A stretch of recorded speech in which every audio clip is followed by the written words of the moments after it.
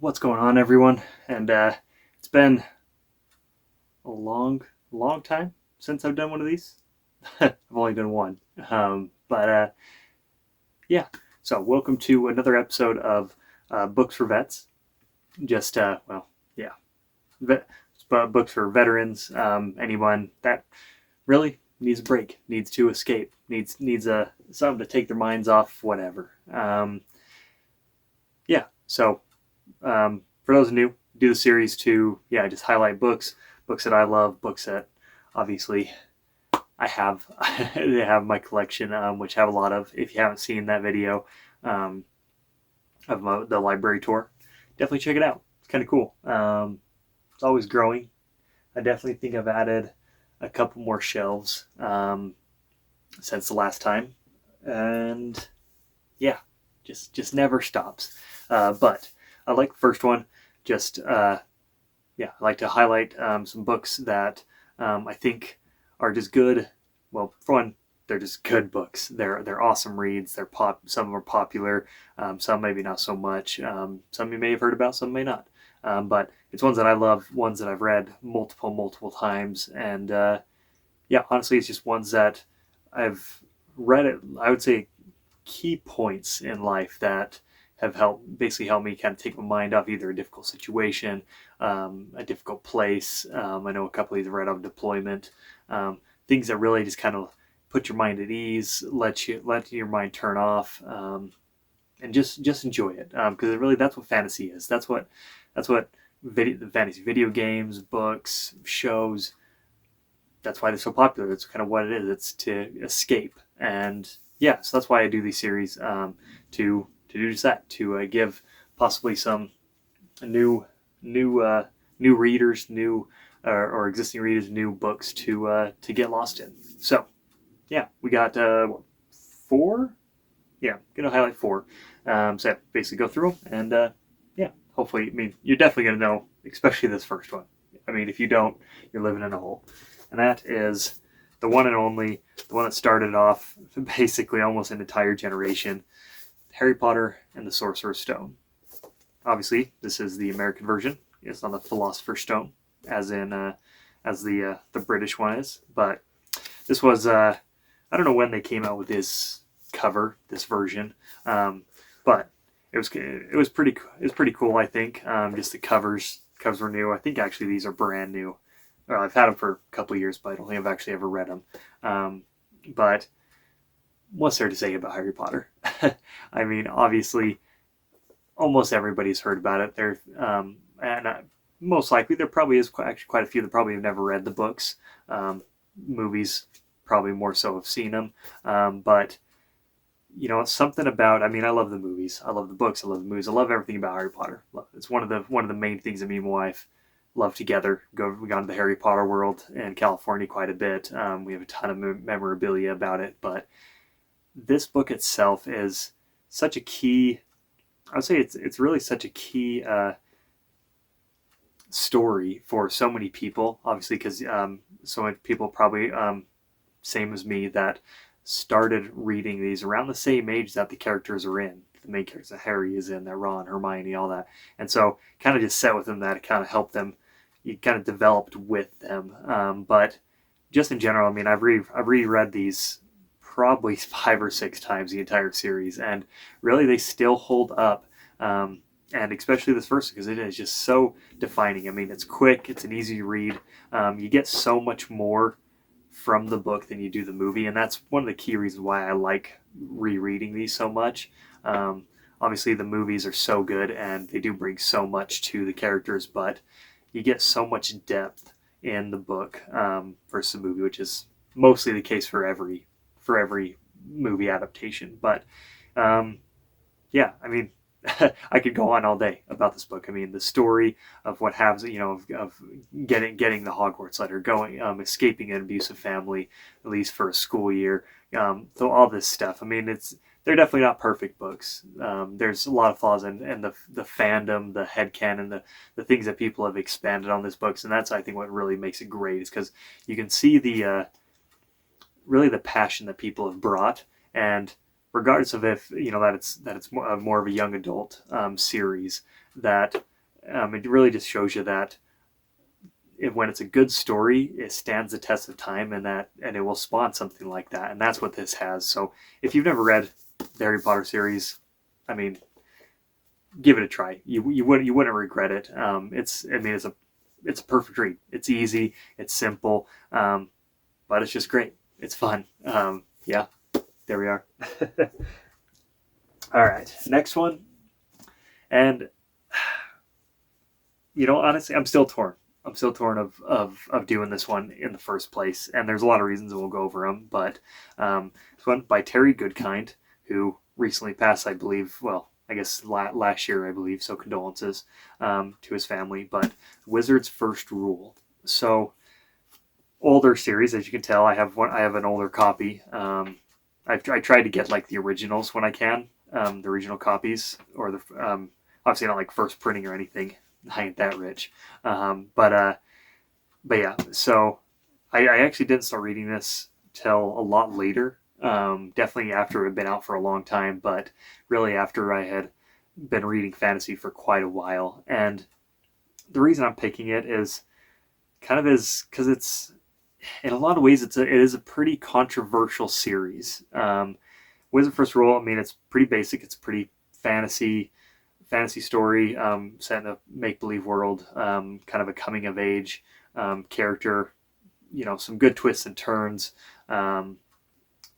But the thing I like about it is that, I don't know, and even it's a torn, because especially now that it's later, it's some things I don't like about it, is it is written very well. I will say that about just first off, it's written very well. It's well put together, and it tells a good story. The main character is Richard. Well, yeah, I guess I won't spoil some of it, but Richard Cypher, and that's, yeah. I had to look up the last name because it's different, but it's basically just kind of a traditional story. Find a character, kind of small town, goes on an adventure, finds a lot about himself, and they've got a lot of interesting characters, a lot of and very diverse in terms of what, like, the abilities they have. You have obviously you have wizards, you have dragons, you have all sorts of creatures, magic, that kind of thing, and that's one thing I like about it.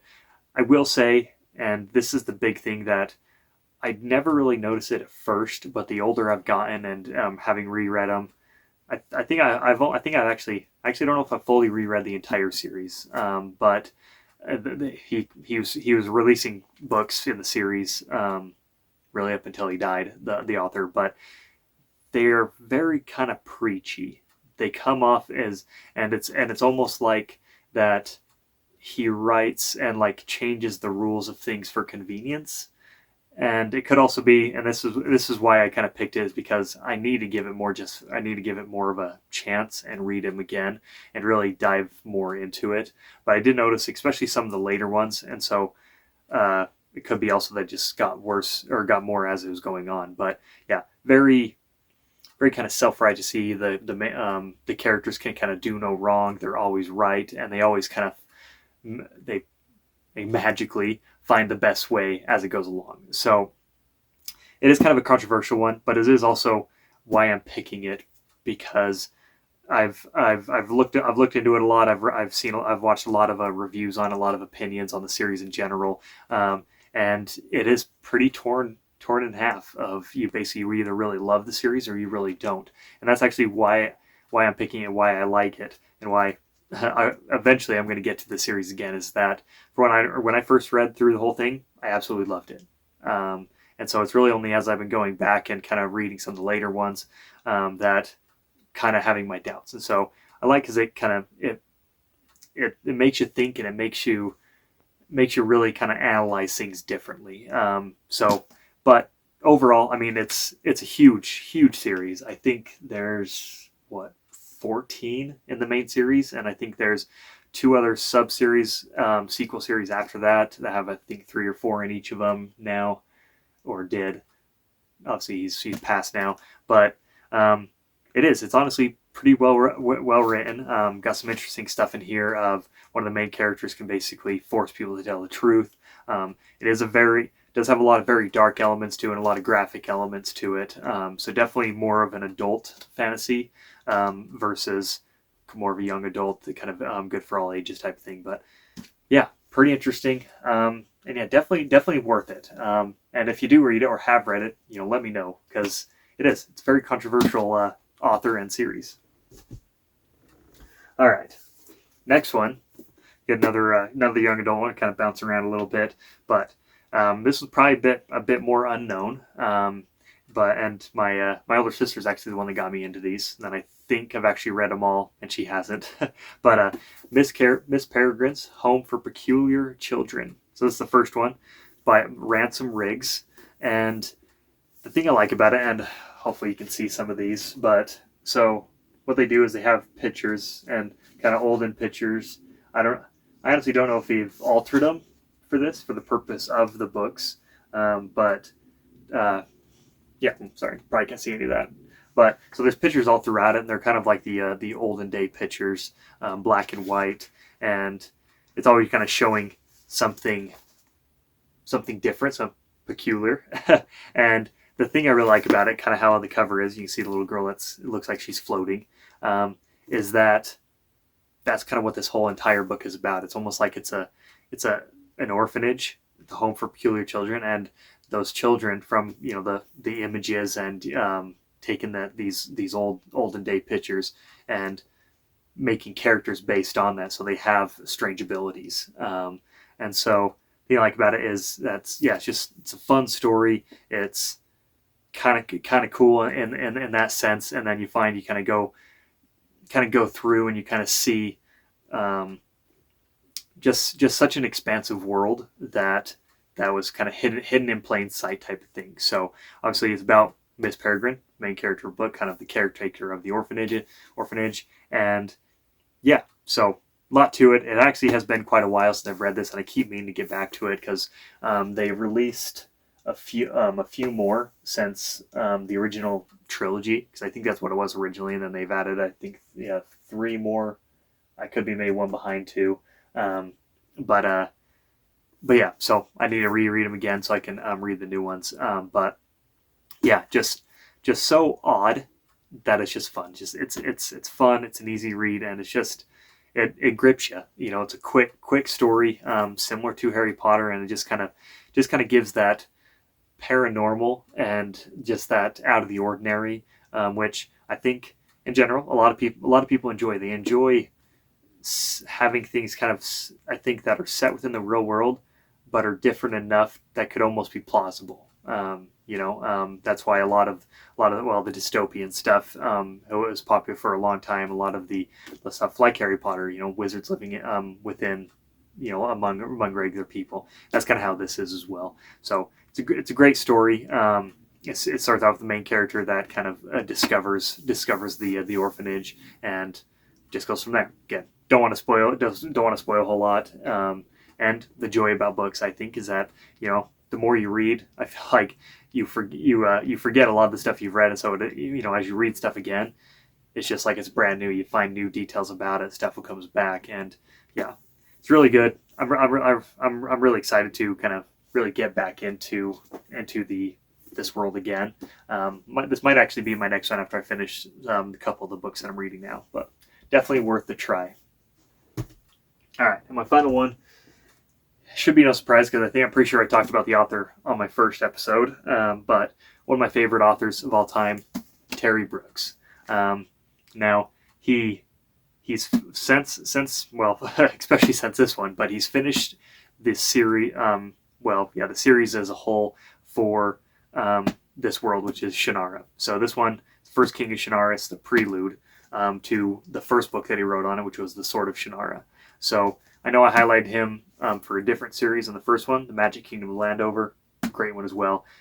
This one, I couldn't even describe the entire series in probably not even an hour, maybe an hour, but it would take a long time, and the reason being is this one right here in the first trilogy, I guess, so the Sword of Shannara trilogy, which is 3 books in it, is kind of set in a fantasy world. It was and I don't want to say basic, but it was simple in that aspect. There's different races: elves, dwarves, trolls, humans, blah blah. But as the years have gone on, the books that he's written, and it kind of expounds on that, and you just learn so much about it.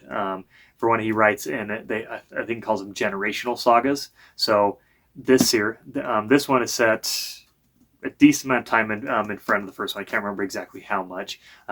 But this was the only prequel that he wrote for it. Then he had the trilogy. But then after that first trilogy, then you had I think my cat is scratching my door. You had it was like it was I think what was it like? It was the main character of the first trilogy's I think grandson, and so that's kind of how it is. It basically takes the next you usually are set in the future to some point, either hundreds of years, just a few decades, whichever the case may be, and it's cool because it's and the way I've always looked at it is you can you always want to know what happens after. You want after you finish a book, a series, you're like, oh, what happens after? I wonder what happens after these characters grow up and and they move on with their lives. They do whatever. Do they do this? Do they do that? And that's one thing I think what makes this series so special, and more importantly, just the Shannara series as a whole, is that it kind of gives that. It kind of gives the saga of and evolution of the world, the people, and you come to find out that it is set in at one point it was set in modern day times, and so that this is just in the future by hundreds, thousands of years. And so this first one here is great. Kind of gives you the basis of how a lot of the Shannara books started.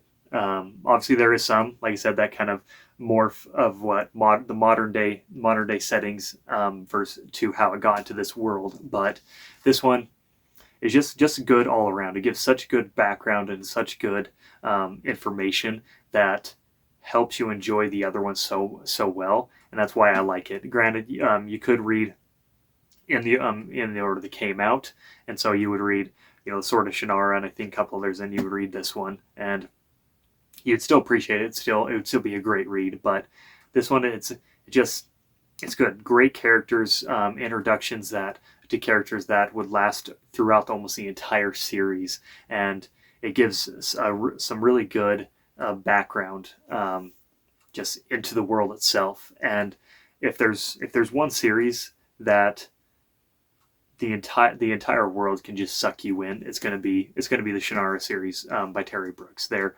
amazing. The world is so expansive, and if you read them in chronological order, not necessarily of when they were released, then it really gives you just such an interesting and cool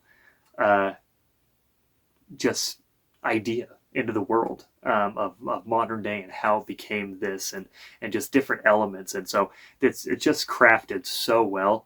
And I've read this book so many times. This is one of them that I started reading the series again while I was on deployment. For one, it's just such a comfort to me because I've read them so many times. I love them. They're such good stories, but it is just so well written. So there we are. Yeah. I know a lot of it is vague, and I do that intentionally, mainly because I don't want to give anything away. I love these stories so much, and some of that is reading that for the first time, so I don't want to give a lot away. So it's very vague. If you do want to know more, obviously you can just comment. But those are my 4 picks for this episode of Books for Vets. It's hopefully there's something in there, a little bit of everything. I think obviously all very very fantasy driven, but yeah, great books. Hopefully you try at least one of them if you haven't read. Honestly, any of them are good choices. You can find it for pretty cheap. Get the ebook, whatever the case is.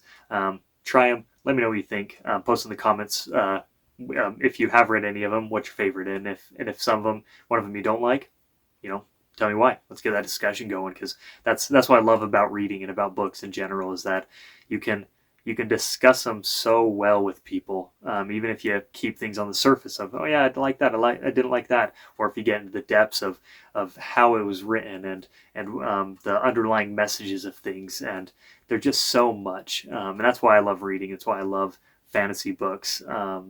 And yeah, it's just calming. It's calming for me, and it's also kind of why I wanted to do this episode. Is life's been so crazy lately. Work's been crazy. It's really good, but just crazy busy. I finished my degree, which is great, and just seems like everything something else has picked up. So always something. We're going on vacation here next week, so hopefully we get a nice little break to relax and kind of unwind. But it's also why I want to do this, because being in here, being in the library, it's just calming. It's yeah, literally just sitting here talking about books lets me nerd out about it, and yeah, it's just relaxing. I love it. So that's why I want other people to enjoy the same type of thing. So read some books. It's great. Yeah, if you haven't, subscribe. So next time I do these or stuff about games, whatever the case is, you'll be notified. And until the next time, love y'all. Talk to you later.